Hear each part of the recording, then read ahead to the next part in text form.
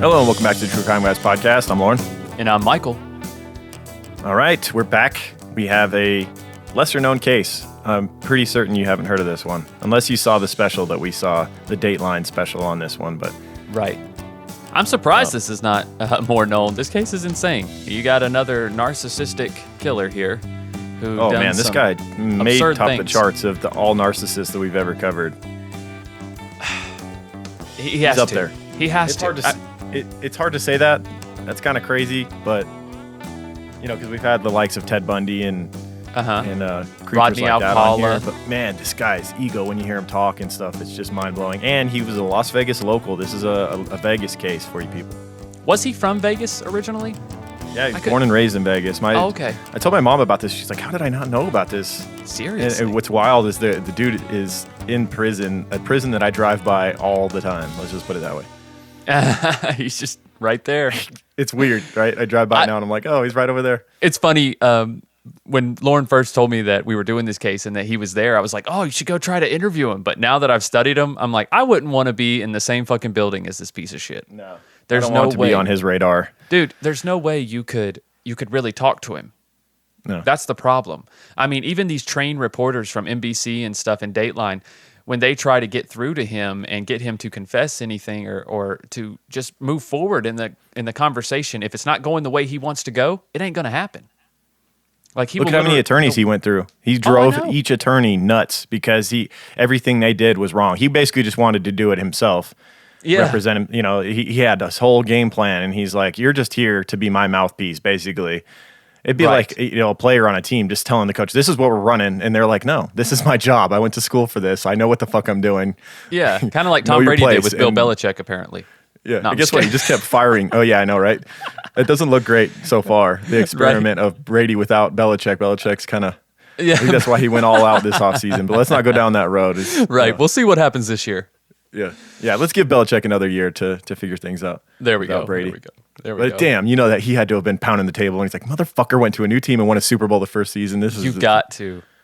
Oh my God. You have just to. Like, what the fuck? I mean, everybody in that organization. I mean, people who are in the Patriots organization, they already know who was the real leader. I guess us as fans will never know. And Tom is too classy of a guy, I think, to overshadow Bill Belichick in the limelight. Yeah, but we'll see once he retires. He's probably gonna have a tell-all book or something. Oh, of course, of course. Did you see he went to Peyton Manning's Hall of Fame induction? He said, I just had to make sure he was really done. Tom Brady's so fucking competitive, bro. He's so damn It's crazy how many people he won over this past season. You know, like many people hated him, and then like so many of those same people that hated him turned like they did a 180. They're like, you know what, you have to respect him. He went to a new team. Yep. During a pandemic where they couldn't have a real offseason and took this team to the Super Bowl and won it in his first year. Like that's just. Because I think a lot of the haters were like, well, it's more Belichick than Brady. And it's like, well, you can't say that shit anymore. Well, yeah, we got some heavy evidence going the other way. Yeah. That's crazy. But we're going to get one starred because we're supposed to talk about true crime and we're just talking about football again. That's right. You know how we get in football season. That's right. But this guy is the Tom Brady of narcissists. So it does kind of tie together anyway. No doubt. He is the GOAT of narcissists. He's the GOAT. So let's dive into this one. We got a local Las Vegas case, The Widower. Let's do it. I've put all these emotions on a shelf for 40 years, and now I'm having to pull everything back down. He had a lot of extracurricular activities, namely other women. During our marriage, I wouldn't really call it a marriage per se. I think there was a lot of infidelity. Okay. Did you know an individual who ultimately becomes Becky Randolph? Yes. How did you know? She married Tom the day that our divorce was final. And she expressed feeling fear when things escalated with Tom. And I counseled her to leave any way she could. And I would help her if she wanted me to. The guy's still in the house, do you know? No, he's in the garage. He pushed me by and ran on out. I know him. He's screwed me off.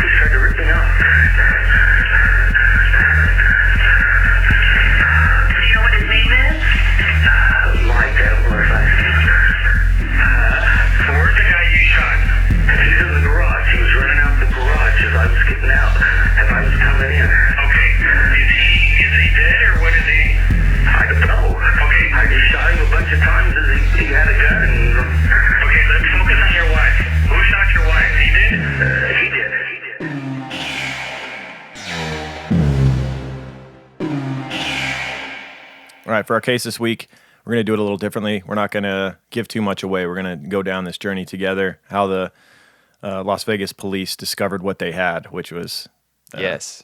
quite a monster here. We did use a series that was done by Dateline called The Widower to study this case. Just off the bat, that was our main study source, but also, a mix of articles. I had to go back into the annals of local Las Vegas writings and local news reports on this guy to get, because it's like he's not a big name, so there's not a ton out there that is easy Right. to find. I had to dig deeper, but Which I'm glad. I'm glad he's not a big name. Yeah, Because for sure, this right? is the type He of doesn't deserve person. Yeah, exactly. And this is the type of person who would thrive off of this and think Oh, that everything he did was worth it to be this well known. so maybe we just shouldn't do this. We should just Yeah, talk let's football just instead for 10 cancel this minutes off right now. Yeah. Yeah, but that being said, it's important to know that there's monsters like this out there, and we're gonna take some cheap shots at this bastard. So it'll be worth it. No doubt. So let's talk about how this came to light. 51-year-old Thomas Randolph married 46-year-old Sharon Koss in 2006 in Mexico. They would seal their vows again in Las Vegas, in 2007. They had met online 2 years prior, so they had met in I believe in 2005 on the internet and lived together in a home in Las Vegas. And on Thursday, May 8th, 2008, they went out to dinner. It was supposed to be a Mother's Day thing. Thomas was taking out Sharon, and so they went out to dinner. They got some, I believe they got some like steak and seafood. Okay. Then they went to a gas station 1 mile from their home to buy fuel in preparation. They were going to Utah that Friday to visit Thomas's parents. And so Okay. after dinner, after getting gas, they pulled into their driveway, stopped the car. Thomas punched the garage clicker and waited for Sharon to walk in. Their garage was really tight. I think it had a lot of clutter in there, and so there wasn't enough room for the passenger to open their door once the car was inside. Okay, so he he let opened her the out. garage. Okay. Yeah, let her out. She walked inside while he listened to music and waited for her to be inside so he could pull in and park the Yeah. car. Yeah, so according to Thomas, when he walked inside the home, Sharon was lying face down in the hallway and bleeding. He was confused as to what was going on. He started calling her name, but he realized that she'd been shot in the head. She was still holding the doggy bag left with leftover lobster and steak from their night out. Thomas then saw a shadow running down the hall. He ducked into a side room, grabbed the handgun that he had in the top of his closet, a 9mm, turned around and found himself facing a masked man who had appeared to be holding a gun. According to Randolph, he shot, and this would be he would do a video reenactment for police a week later. Yes. And he does this walkthrough, and he's reenacting it in live action. He's yelling "bam, bam, bam" as he walks through the home, shooting at the intruder. It looks like he's in no distress whatsoever, too. I'd like No. to add that. Because To be fair, he was allegedly high on pills when he did this reenactment. Oh, yeah. Yeah. Painkillers, right? Yeah. Or something like that. And he did look like that, to be honest. He did look like he was a little bit out of it. Yeah. Yeah, so there was a loud sound. Randolph thought the man was firing at him, so he approached the garage and shot again. Bam, bam, 2 shots to the head, one above the eyebrow and one next to the ear, while the guy was lying on the ground. So that he finished the man off in the garage, killing him. Randolph then turned around, searched for the house for more people, then dialed 911. The dispatcher told him to give Sharon chest compressions. Randolph couldn't roll her over, supposedly. He was worried about the intruder still. He went back to the garage. So he's basically like the He's 911 stalling. operator is imperative that he, try to save his wife's life, and he's trying to do anything but that. He's more concerned about the intruder, he's just executed with 2 shots to the head in the garage, by the way. Right. Yeah, And what are you going He won't back even to go as check? far as to roll his wife over to try and give her compressions. If you can see where this is going, Yeah. there's that old phrase, "the husband did it," that type of thing. This very much applies to this, and many times much. over in this case. Yeah. Spoiler alert. Yeah, I mean, I'm sure you can see where this is headed at this point, right? Yeah, no doubt. But still, the audacity of this guy is Yeah. worth hearing the rest of this story, no doubt. It had to have been frustrating being the 911 operator, just hearing him make excuse after excuse as to why to not try and save his wife's life. Oh God, yeah. He took the revolver from underneath the man's body. He went back to Sharon, who had something thick coming out of her mouth, and flipped her over. Supposedly, he started pumping, but his back hurt. So then the police. Poor guy. Imagine not giving your wife chest compressions because your back. Your back hurts. Get the fuck out. Oh That my is unbelievable. gosh. Like, forget adrenaline or anything like that, man. Right. My back pain is too much. Wow. He needed those pain meds that he was high Right. on when the cops got there. Yeah, that makes sense as to why he was so high on pills during the reenactment, I suppose. Yeah, I guess. So when the police arrive, they find Sharon, 47 years old, dead from a single gunshot wound to the head inflicted with the intruder's gun. And the intruder was lying dead as well from 5 bullet wounds, one of them in his head, delivered by Tom's 9mm handgun. However, it doesn't take Las Vegas Metro Police Detective Dean O'Kelly too long to see red flags. Quote, "It was immediate for me at the crime scene," said Detective O'Kelly. Tom Randolph arouses more suspicion when he himself points out the evidence of a burglary to investigators. Look, Well, of there's course. jewelry, there's gloves, there's the gun, there's a ski mask. I mean, what more do you want? Says the detective. That's so said him, that, too. Thomas told him.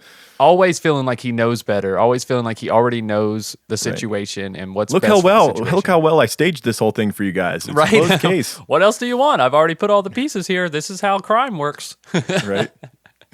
Oh my Look at god! this perfect fingerprint I put Yeah. of the intruder. I already found it for you. I already marked it. I got tape and Yeah, right. There's already cones around everything. there's cones. The shell casings are in baggies I already. already spray painted a line around the body for you guys. No big Right. deal. So I went ahead and moved the body too.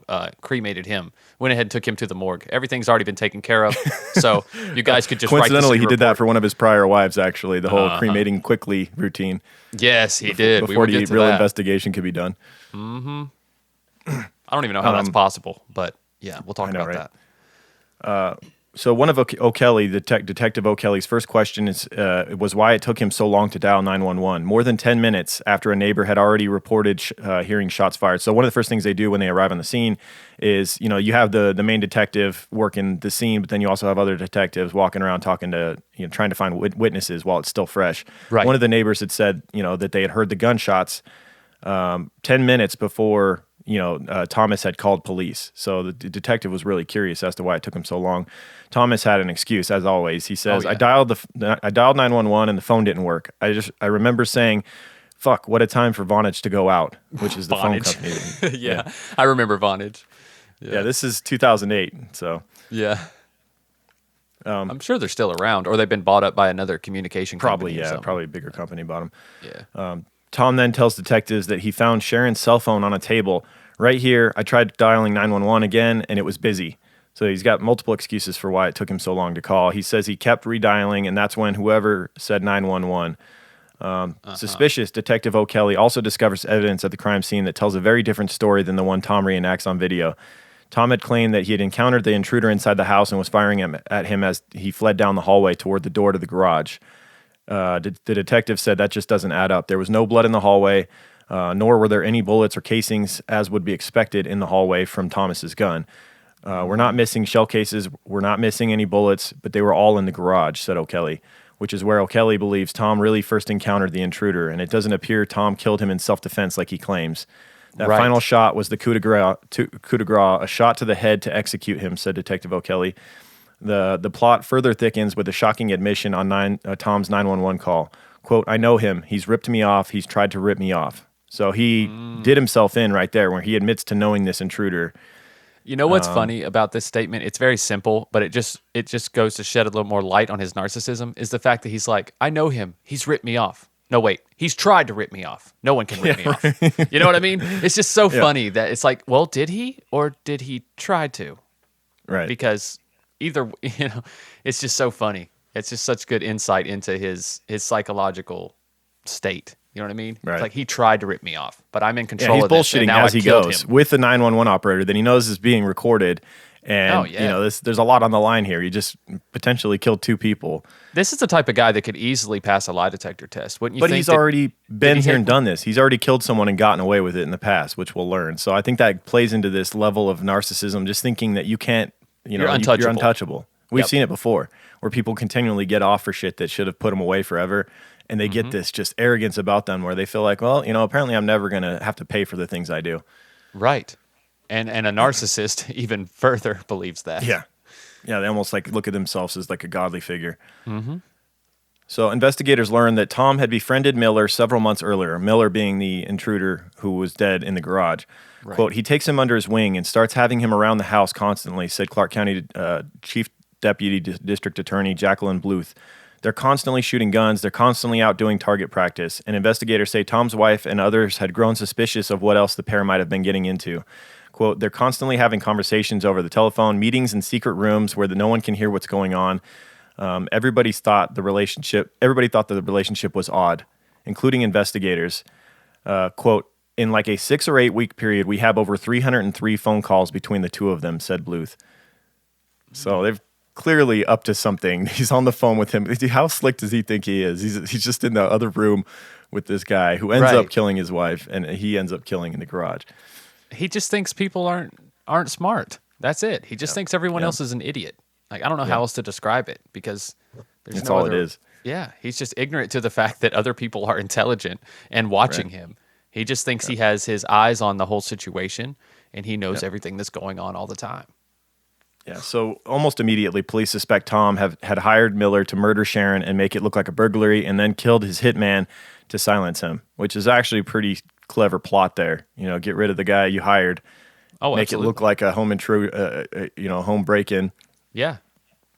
The only thing is, you can't have any connection to that person. Like, you can't have 303 phone calls on your phone records. Like, bro, you got to like meet him at a gas station, find some sketchy dude that you saw out in public, throw him some cash and be like, this is my address, go in and kill my wife. Like, you cannot have anything tying you to this person. And he had so much tying him. He even admitted to knowing him over the fucking phone with the 911 operator. I mean, he had him at his house. I mean, they were downright friends. They were shooting buddies. All of Sharon's friends and family members knew about this weird relationship he had with this guy that ended up killing her, you know? Yeah, dude, you got to know that shit. But again, he thinks everyone's an idiot, and he's the only intelligent person in the world, apparently. Yeah, so investigators ask Thomas, quote, why do you think he broke into your house? He says, quote, because he was leaving the next day. Tom admits to detectives that he'd given Miller $150 just before Sharon was shot dead. Quote, maybe even more than that over a couple of days. It had got to be where he'd come over and borrow $20 to do a bit of work. Tom insists the money was just another one of many loans that he had made to Miller. Quote, so I says, you know, you better not end up at that casino tonight, because tomorrow if you come to my house early in the morning, or tonight, I'm just not answering the phone. I'm not answering the door. You ain't getting another penny from me. So he's trying to build this case as though, you know, this guy had burned the bridge. He'd given him too much money. Now he's telling him you can't have any more. So the guy takes matters into his own hands and breaks in. Tries to rob them. Yeah. And then they show show up and they show up during it. Yep. Yeah. But of course, investigators make an astounding discovery that Tom stands to make $360,000 out of his wife's death. Quote, he had several life insurance policies out on her. I think we're able to uncover 4 in total, said Bluth. And this was a common theme throughout Thomas's life. But now detectives think they've found a motive for Tom wanting Sharon dead. But it doesn't stop there. Detectives dig a little deeper, and they discover something truly chilling. Sharon is not the first Miss Randolph, or anything even close to that, to have met a tragic end. Quote, he's been married 6 times. 4 of his wives are dead. You know, this isn't a coincidence, said Detective O'Kelly. It doesn't appear to be. Wow. I can't believe he got to number 6. They must have just been like, how the fuck is this guy walking around? Like, how is this a free man? This is his 6th wife and the 4th to have died under suspicious circumstances. Mm-hmm. And they also discover that Tom Randolph had taken out large insurance policies on all of them. So let's get into a little bit of this man's background now that we know what we're dealing with here. He was 66 years old and born and raised in Las Vegas, Nevada. I couldn't find his birth date. Doesn't really matter. But what we do know is that he'd been married a total of 6 times. Out of those 6, only 2 are alive today. Wife number 1 and wife number 3, Catherine and Gaina. Now, you know what, though? Real quick, like, yeah. If I learned about anyone's childhood, it would be about this guy. I would love to know how he was raised. How spoiled he was. You? He strikes me as a spoiled type, right? He like has only to. child, spoiled.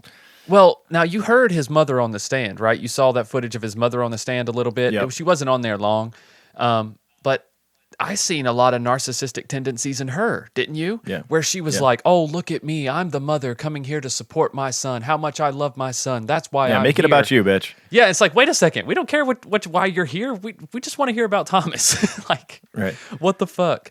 But it was interesting that's how she started. She's already trying to gain sympathy, already trying to gain people on her side and prove what an amazing person and a mother she is, because she already feels like the seesaw is tilted the other way because her son's being convicted for murder or being tried for murder. I feel like narcissism can largely be taught. to a young child, you know, like I think it largely is by taught. observation, not so much directly taught, but just observing. If a child has a parent who's extremely narcissistic, it just seems to really rub off on them. Just being around them and seeing how they interact with other people, learning these ways of the Force, you know. Yes, I do, and I think some people, especially children, maybe they envy that confidence in that parent, you know, in that guardian, in that They learn how to grandmother or manipulate. grandfather. Yeah, yes, they do subtly, but yeah. So let's go through his many wives here. Thomas Let's. married wife number 1, Catherine Thomas, in 1975 when she was 18. They had 2 children together. He said that their marriage wasn't good and that it was his fault. Quote, I'd been doing too much drugs and too many other women. He was never a loyal lover or husband, if you can believe that. Yeah, he loved to brag about that, though, didn't he? Yeah. Oh, yes. Jesus. Oh, yeah. He loved to brag about how many women he'd been with and brag about how much he loved women and so on and so forth. Yeah. Catherine would later take the stand against him and say that he was controlling, psychologically abusive, and manipulative. And luckily, she made it out of that marriage alive. Yeah. Yeah, thank God. But I think this was his first wife. I think he was Now- still figuring things out at this point. Exactly. for her. Exactly. Now, do you think that also maybe he kept her alive because he had 2 children with her and wanted nothing to do with them? And somewhere in there was like, these are pieces of me. I want them to be raised and I want them to live. So I'm going to let her raise them. You know? Yeah, that type perhaps. of I mean, deal. if he kills her, then maybe he ends up It- having to be a father, which Precisely. is not cool for a rambling man that's going around. No, he's way too selfish for that. He's way too Yes, selfish for fatherhood. precisely. Yeah, there's Yeah. no way he could do that. It's really So- a shame this man ever procreated. Yes, it is. It really is a shame because his kids are still brainwashed into thinking that he's like a great person. At least that's Yeah. what I understood from them being on the stand. That's But wild. they haven't been with him in so long, though. I mean, they're well into adulthood now. Yeah. You know what I mean? Obviously, they don't want someone like that to be on their permanent record. You know what I'm saying? So they're obviously. Well, it gonna say doesn't hurt nice that he now things. looks like a grandmother. Yeah, he looks like an older, like out of shape Martha Stewart, doesn't he? You have to see this guy currently. He literally he's morphing into like someone that should make you cookies. You know, this is an old lady. It's weird. I don't And know if then, it's calculated. If he's like, you know, if a large man is taking him under his wing in prison or what's going on. That's what it But, looks like to me. That's what it looks like to me because look, he won't acknowledge it because there was one interview that he had in prison where his hair was super long. I mean, it was the most feminine he had looked for sure. His face was clean shaven, right? And he had his hair in pigtails, literally pigtails. and the reporter's like, he's like, oh, I see you've grown your hair out a little bit since last time. And he was like, no, it was this long last time. It was just up. And they immediately went back to a clip of last time, and it was just cut super short. It was cut super short. Like, I don't know. I can't think of someone who I could give you an example, but it wasn't even to his shoulders. Yeah. And that's just how in denial he is. It's like if he is getting taken advantage of by someone in prison, which it definitely looks like he is, he would never say that. That's Oh, never hell no. coming up in the interview. You can He would probably say that he's winning that race as far as like he's the manipulator of them and right. yeah, Right. they just don't see the bigger picture, the big game that he's playing, you know. He's winning the yes. war, they're winning the battle. That's right. That's right. He's got him under control. Can't get one over on old Thomas. I got him right where I want him. That's why I grew right. these pigtails. I'm sorry. I couldn't get over the pigtails. All right. So Thomas would marry wife number 2, Becky Galt, in 1983. In 1986, he would report her death to the police as a suicide. 5 months after her death, he was arrested and put on trial for her death. Quote, Becky was perfect. She was whatever I wanted her to be. I could call her up in the middle of the day and tell her I wanted steak for dinner and for her to be dressed up like a clown. And he would go on to say that if he called her in the middle of the day and with those requests that she wouldn't even say, like, you know, ask why. She would just ask, what kind of clown outfit do you want?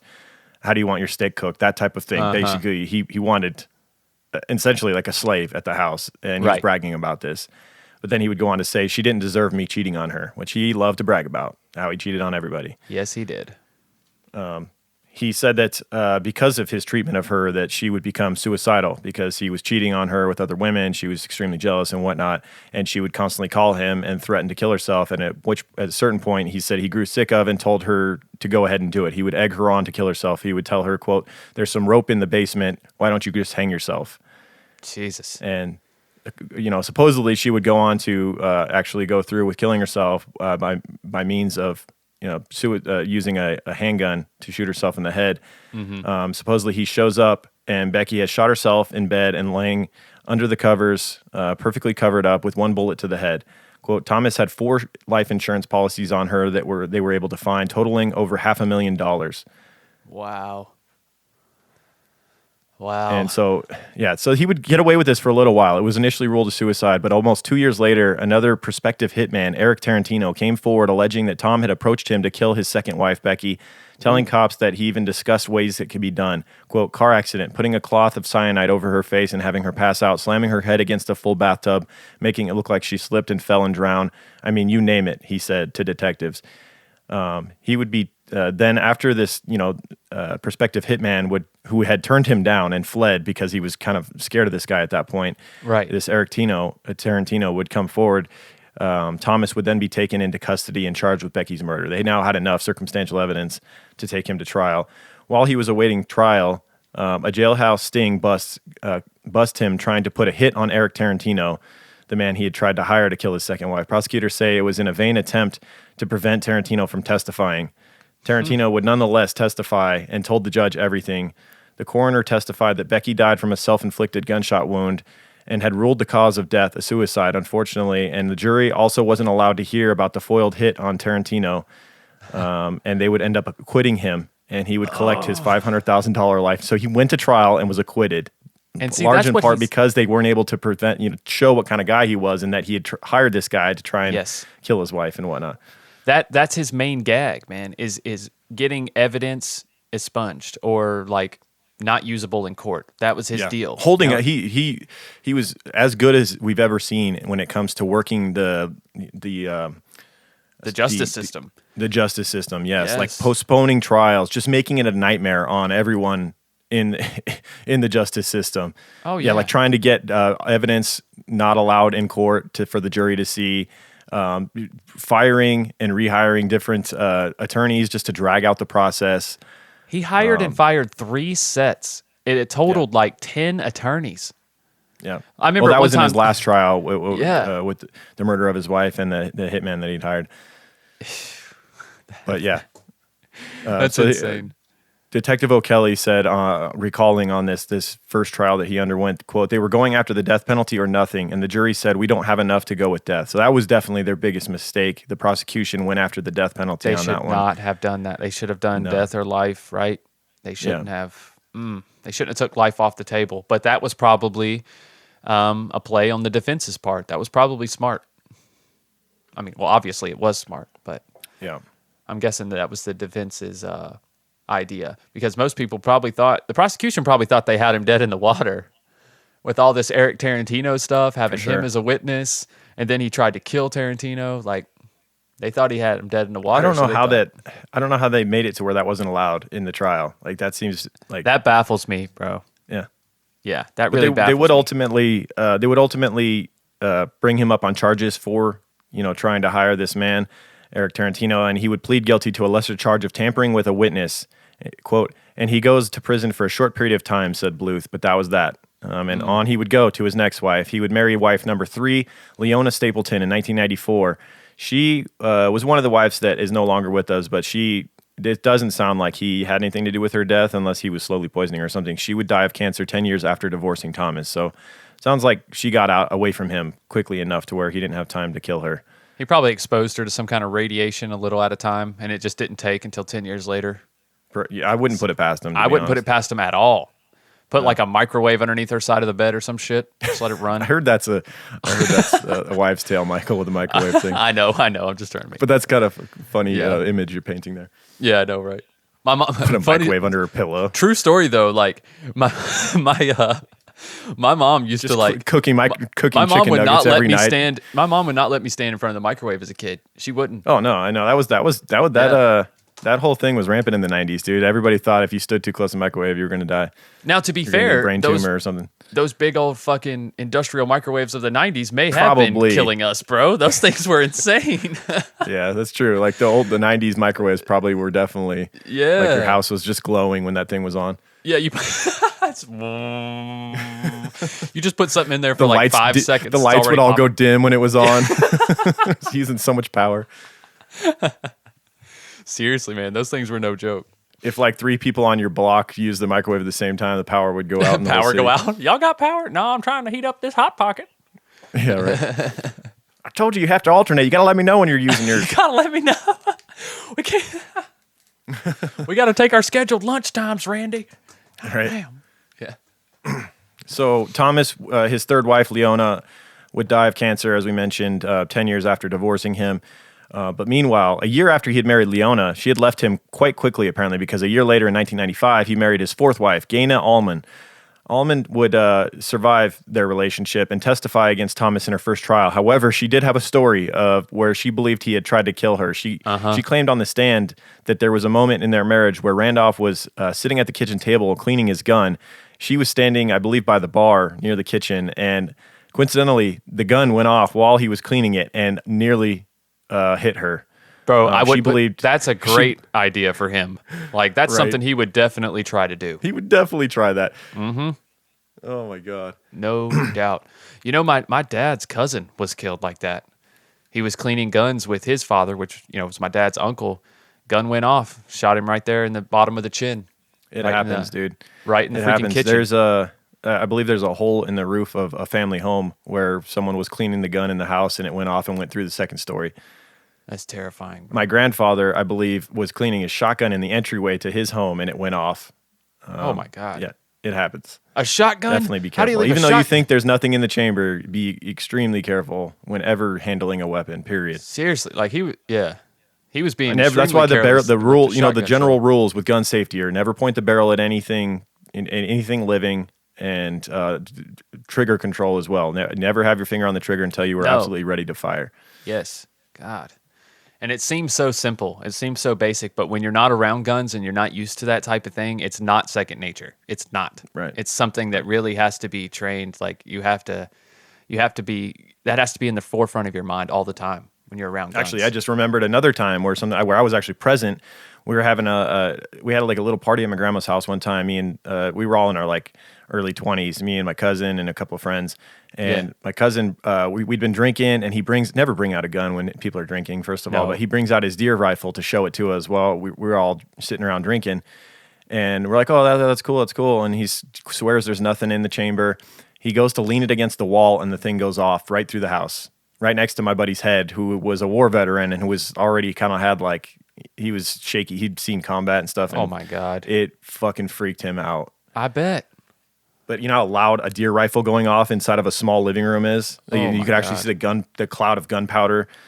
Yeah. Do you remember it was- like what caliber it was? Was it like a? I want to say it was 30, a 243. Oh, okay. So Yeah. So it made some noise. Oh yeah. Be very careful with guns, people.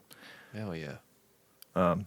Thomas, nonetheless, it sounds though he was a little disappointed that it didn't strike his then wife, his number 3 wife.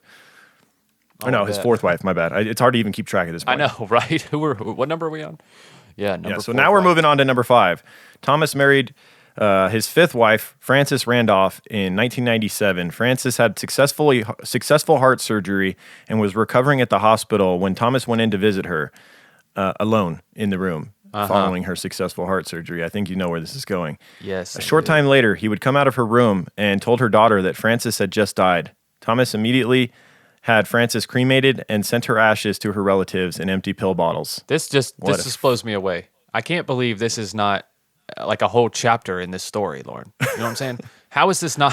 How is this all the information we have on this? There was no trial. There was no questions. It was just. I mean, how do you take someone from a hospital and then get them to the crematorium and then put their ashes in pill bottles and then. How does that happen so fast without an investigation, without questions, without? I mean, she just had successful heart surgery. How did she die? What was the cause of death? Because I would bet it's like I'm asphyxiation. thinking he literally put a pillow over her face would be Yeah. my guess. Asphyxiation has got to be it. That's what I'm thinking. Yeah. And if she died of asphyxiation after heart surgery, that don't There sound would right. have been evidence, right, in her autopsy. You would think she Right. would have had to have an autopsy, but apparently this was just looked at as a complication following her heart surgery. And I'm sure Thomas played it up big time, was probably acting distraught and saying, you know, she just stopped breathing when I was sitting there, that type of thing. Yeah. Isn't this Frances Randolph? Wasn't her daughter there? Yeah, her daughter was there, right? This is the time where he went out and he like dropped to his knees and he was crying and he told her daughter that she had died, and her daughter was like, "This just all seems weird to me. Like, what is he doing?" Yeah, and had the records in Utah not been sealed as to, you know, his very sketchy trial that, you know, where his wife had supposedly shot herself, and you know, he was facing the death penalty before being acquitted. This is all sealed shit in Utah that obviously Francis's daughter had no idea that he had, you know, had so many wives, and, you know, they'd been dying in suspicious circumstances in the past. Yeah, she couldn't have known. And I'm sure, No. yeah, he's not going around and, you know, giving everyone a resume when he meets a new wife. So, yeah. Crazy, man.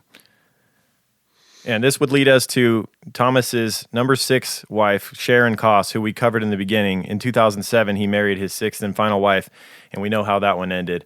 So after uncovering the deadly history of his first 5 marriages, investigators realized they weren't dealing with your average everyday killer. Quote, "I think he's a monster," said Bluth. "There's no doubt in my mind he's a serial killer." The intruder that he had killed in his home, who had first killed his wife, was that friend of Thomas's. Prosecutors say that he hired intruder Michael Miller to kill Sharon, and then he killed the hitman. Somewhere in their conversations, detectives say that Randolph persuaded Miller to shoot Aaron during the staged burglary. Then, when his wife was dead, changed the script, killing his only witness. So he would go on to, you know, get arrested. He would get arrested for this and face a murder charge of his hitman and also his 6th wife. And he would go after, of course, being a narcissist, he would go after a big name attorney. He would go after Gabe Grasso, who was an attorney in Las Vegas who had been on OJ's defense team. This would be his first attorney, who he would drive crazy, just basically saying that everything he was doing in their pretrial hearings and everything was wrong. I want you to say it this way. I want you to get up there and tell the jury this and that. And the guy's like, dude, I've done a lot of these. I know what I'm doing. a lot. I Literally was on OJ's defense Simpson. team. Do you realize that? Why'd you hire me if you don't trust my judgment? Bro, he wasn't just on the defense team. He was the lead lawyer on his defense on his Las Vegas trial of the robbery. He was the lead lawyer on that case. Like, he wasn't just somebody. Right. Yeah, but Tom thinks he knows better. It's just the dude blows me away with his confidence. Yeah. Unbelievable. So Gabe Grasso would go his own way not long after being hired by Thomas, and he would bring in next Brent Bryson, the second defense attorney, who seemed like he was better suited for Tom. He cut was a from the little same tougher. cloth as Thomas in a weird way. This guy sketched me out a little bit. Brent Bryson in the spring of 2009 agreed to represent Thomas, and he told stories in the Dateline series called The Widower. He told a story about how the reason he became a defense attorney is because he had faced a murder trial before, or, you know, a trial for manslaughter after being in a bar fight in which a guy was attempting to hit him in the head with a glass beer bottle, and he happened to have a wine glass bottle that shattered, and somehow the guy's carotid artery got severed, and the guy bled out in this bar fight. Doesn't that seem so sketch to you? It does seem pretty sketch. Your I feel defense like- attorney literally murdered a dude in a bar fight. I know he I got feel like- acquitted, but like, damn. Yeah, I feel like he probably broke. But he just shoved that wine wine bottle. glass right into the dude's jugular, or what? That's what he did. That's what he fucking did, bro. Come on. That's wild, dude. Yeah, he didn't realize it. He saw that shit in a movie, and he was drunk, and he was probably angry. He busted the glass on the table and shoved it right in his carotid artery. Snapped the dude's I- elbow over his shoulder like Steven Seagal, and then Right. shoved a broken wine glass right into his neck. I mean, but now, on the other hand, Brent Bryson looks like he has a lot of remorse for this, and is still dealing with this. Yes. Now, whether he did turned it a on negative into a purpose or in positive, for sure. self-defense, yes, or whatever he did it in. If he did it out of anger, whatever, I don't feel like this man deserves jail time because, I mean, he was attacked, first off. Yeah. And then, In a bar fight, things happen, for sure. right. And he seems, like I said, he seems to be showing genuine remorse. Like, even in the documentary, he seemed like he was tearing up and it was hard for him to talk about. And this is like what you would call a man's man, Brent Bryson, right? He's like a tough, probably from the Northeast. He's a tough guy, you know, probably smokes a He killed a man in a cigar. bar fight, Michael. We get it. Yeah, you get it. But he's not really that person now. You know what I'm saying? He's not really that person now. You could tell People that usually was, soften as they get older, and they regret things they did when they were young men. Yeah, no doubt. No doubt. So, But this is a big thing. yeah, this man, still even a all big he's been deal. through, wanting to defend people who have been maybe the justice system has come after, wanting to help them. Even this guy couldn't stand working for Thomas. Thomas drove him nuts as well, and Thomas would ultimately fire Brent Bryson. I think he was relieved to be relieved of his duties. And Oh, for sure. Thomas would go on to hire several other attorneys while successfully dragging out his trial date. It seemed to be his prime motive to hiring these different attorneys, working with them for a little while, saying that they're idiots and they don't know what they're doing, and then ultimately firing them and just dragging out this process, which would make it take 9 years before he would eventually go to trial, just successfully dragging this shit out. That is insane. I mean, he was in prison for the 9 years, though. It's not like he was out free.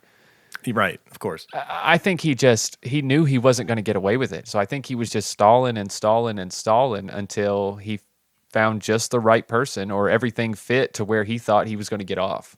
But also, I think he knew he was going to be facing the death penalty yet again, and maybe he wouldn't get as lucky this time. True. And he lived, and to be fair, he stalled for nearly a decade. So something needs to be said. And when you think And also, I about think he your likes life the as a dog whole- and pony show of it. He likes the attention. You know, he's very yeah. Ted Bundy-esque in that way. He's a narcissist, so he likes. And- He was having news reporters come in and Yes. question him, and he was on. You know, he was making all kinds of headlines and stuff. Exactly. And we've talked about this before. You know, a lot of these killers, when they talk to someone, they get to come out of the jail, right? They get to come out of Gym Yep. Pop for a little while. Maybe they get a snack. Maybe they get some coffee. Who He gets to knows? have all You know, these maybe a meetings one-on-one cigarette. with his Yeah. attorneys. You Yes. know, and he gets to act like he's a lawyer. He's a part of the his own defense team, is what the Yes. lawyers were saying. They're like, when we sat down together, it was like he was. It almost like he was the lead defense attorney in our case here. Right. He wasn't following their lead or waiting to hear their No. opinions. He was telling them how it was going to go down. Exactly, and they're like, I don't think you understand how this works, son. Right. Where's your law degree? Yeah. So finally, as we mentioned, after 9 years, he would finally go to trial in 2017. During the court hearings, his two surviving wives would testify against him, recounting harrowing details about his abuse and manipulation. Colleen Byer, Sharon Koss's daughter, his latest sixth wife who he had murdered, reveals how her mother's widower, Thomas Randolph, reacted to Sharon's latest will and testament. So little did Thomas know, shortly before her death, she had changed her will and Thank had God. her best friend oversee the will as she got it notarized. As Colleen recalls in The Widower, Thomas believed, quote, he was in control of everything, thanks to one will in his possession. However, in the days following Sharon's death, Colleen says she received another will. I'm guessing that in the days prior to Sharon's death is what she means. Right. She had received another will from her mother's best friend, Alice Wolfe. Sharon's confident details in a confessional, quote, she writes it out, I'm watching her do it, and we go to the notary to have it notarized, and she gives it to me, and she says, if anything happens to me, Alice, she says, please give this to Colleen. She had left it at the house. Oh, so this was in the days following Sharon's death. Yes. She had received this will that she didn't know existed. After the will in her possession was ruled as valid, Colleen recalls Thomas getting really upset. She adds, then I started getting really nasty phone messages. Per the new footage, Thomas left the following voicemail, quote, you know, it's really weird. We sat there and we talked about the house. I could see it in your eyes. You was lying through your teeth. No wonder your mother didn't like you. He's such a bitch. Motherfucker. He's such a bitch. Dude, you know what creeped me the hell out? And I don't know how you don't see this as a massive red flag. If you marry a man, right? And within the first year, he takes like, insurance policies out on you. And also he's having you do a video will. He recorded her doing her will in it like VHS form or whatever. Yep. Like she's talking Like to a the home video video. camera and saying that all this stuff's going to him. It was very chilling to see that. No doubt. And that wasn't a red flag. I think she just Right? felt helpless. Come on, man. I think she just felt helpless at that time. Yeah, know, I mean, she felt obviously, trapped. she goes and gets this secret will She- done with her best friend. I was about to that say, yeah, gives everything she- to her daughter. Thankfully, she got that done in time. was- She knew. I think she knew what was Yes. coming. Absolutely. She was going along with Thomas's dog and pony show, but Mm-hmm. at the same time, she was like, I'm going to protect myself and my assets and my family because I can't do nothing, in the spotlight about this, or he could kill me, even though that didn't help. Right. What's up, creepers? Let me tell you about today's sponsor, Noom. making the world a healthier place. It's like having a trainer, a nutritionist, and a health coach with you at all times. Noom is unlike anything you've tried. They use a psychology-based approach. Instead of strict rules, they empower you with the knowledge to build smarter, more sustainable habits. Noom helps to reshape your relationship with eating, often asking you not just what you're eating, but why you're eating it. Everybody's journey is different, so Noom customizes a program for you based on your personal goals.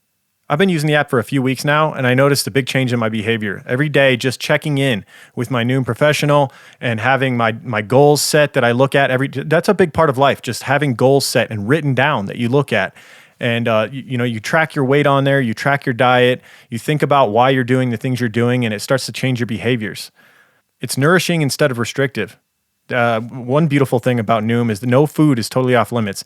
I can't stand the idea of diets that say you'll never eat said thing again, something that you love. Noom allows you to still continue to eat the things you love while learning to maintain a healthier balance with these things. Also, an off day here or there is okay and won't set you off course. Noom will gently get you back on track. The app only asks for about 10 minutes of your day to teach you about your eating habits and check in on your progress. Noom's entire platform is built upon two things: research and wanting to help people lead healthier lives through behavioral change. Their team of behavioral health experts have PhDs and master's degrees in fields including psychology, integrative medicine, and neuroscience. But even though they're all about evidence-based science, they're also passionate about creating a more empathetic approach to creating a healthier life. So sign up today for your trial and get psychology-based support and motivation to reach your goals at Noom.com/creeper. Once again, sign up for your trial at Noom.com/creeper. It's never too late to get started toward a healthier life. So during the trial for Sharon Koss, a psychiatrist talked about him living off his dead wife's life insurance policies, calling him a narcissist but not a sociopath. While speaking to the jurors, Dr. Norton Reutemann said, quote, "A person with narcissistic traits is at the center of the world. They can be disloyal because they seek adulation.